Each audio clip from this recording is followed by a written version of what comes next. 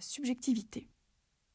Et dans son deuxième tome de l'histoire de la sexualité, consacré à l'Antiquité, ce deuxième tome s'intitule « L'usage des plaisirs », publié en 1984, il précise « Il semble qu'il y a tout un champ d'historicité complexe et riche dans la manière dont l'individu est appelé à se reconnaître comme sujet moral de la conduite sexuelle. » Les travaux de Michel Foucault ont été fondamentaux pour les chercheurs qui travaillent sur des sociétés antérieures à l'époque moderne, en particulier pour les spécialistes de l'Antiquité grecque et romaine.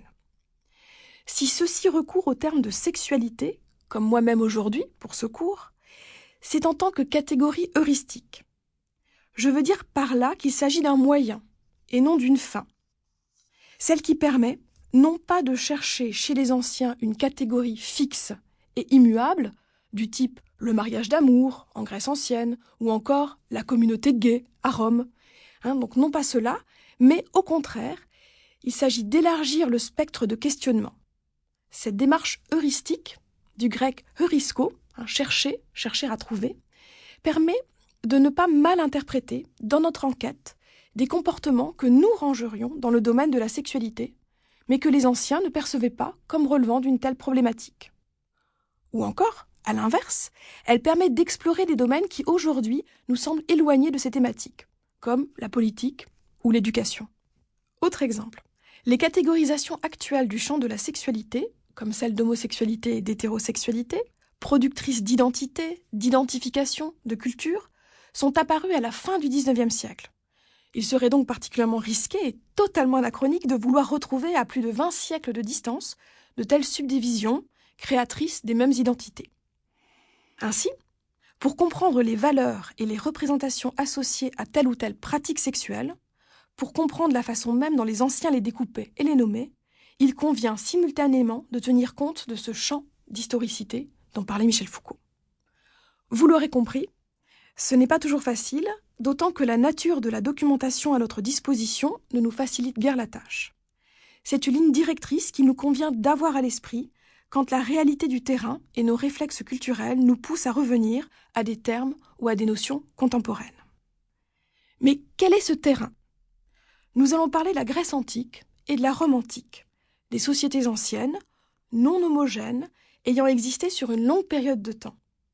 Pour la Grèce, il s'agit de populations hellénophones ayant peuplé non seulement ce que nous nommons aujourd'hui la Grèce, mais aussi une partie de la côte occidentale de la Turquie actuelle, les rives de la mer Noire, appelée à l'époque le Pont Euxin, ainsi aussi que des cités sur le pourtour ou sur tous les pourtours méditerranéens, par exemple le sud de la France, Marseille, l'Espagne, l'Italie, la Libye, et aussi les territoires conquis par Alexandre en Asie, en Égypte. Nous nous intéressons à cette culture depuis le 8e siècle avant notre ère, date où nous parviennent les premières traces de l'écriture grecque.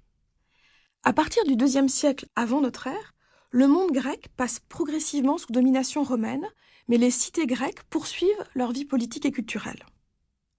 Quand nous parlons de Rome, il s'agit évidemment de l'Ourps, la ville de Rome, sur la péninsule italique, mais aussi de l'ensemble du territoire sous domination romaine aux époques de la République et de l'Empire, un vaste espace où l'on parlait plusieurs langues et qui inclut des régions des 3 continents jouxtant la Méditerranée, qui s'étend vers le nord de l'Europe jusqu'à l'actuelle Grande-Bretagne et vers le sud, l'actuel Maroc ou la Tunisie par exemple. Vous voyez, un vaste espace très hétérogène. Les documents latins que nous allons étudier datent du IIIe siècle avant notre ère jusqu'au IIIe siècle de notre ère, et ils porteront sur l'Antiquité dite païenne. Ajoutons que les Romains parlaient et écrivaient grec également, et que ce bilinguisme n'est qu'un tout petit aspect de l'importance de la culture grecque dans la culture romaine. Lorsque nous analyserons les documents, il conviendra donc de tenir compte de cette diversité linguistique, temporelle et spatiale, sur plus de 10 siècles.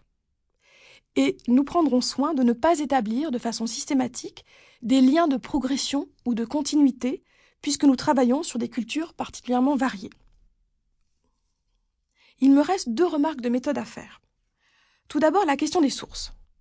L'historien et l'anthropologue de l'Antiquité travaillent sur des sociétés qui ont laissé peu de traces en comparaison avec d'autres périodes, plus récentes, des périodes de l'histoire. Les documents qui sont à notre disposition restent cependant nombreux et variés, mais la difficulté Pour continuer à écouter ce livre audio gratuitement, cliquez sur le lien dans la description et vous pourrez l'écouter en entier sans frais grâce à l'essai de 30 jours d'Audible.